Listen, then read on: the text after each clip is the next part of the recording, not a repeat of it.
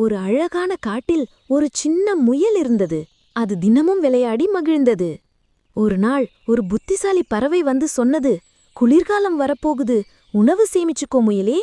ஆனா முயல் சொன்னது, இப்போ விளையாடுற நேரம், பின்னாடி பாத்துக்கிறேன் என்று அங்கங்க குதித்து விளையாடிக் கொண்டிருந்தது. அதே நேரத்தில் அருகில் இருந்த எலியும் அணிலும் விதைகள் சேகரித்து ஒழுங்கா வச்சுக்கிட்டு இருந்தாங்க. சில நாட்களுக்குப் பிறகு குளிர்காலம் வந்துச்சு. காடு முழுக்க பனி, மரங்கள் காலி, உணவு எங்கும் கிடைக்கல.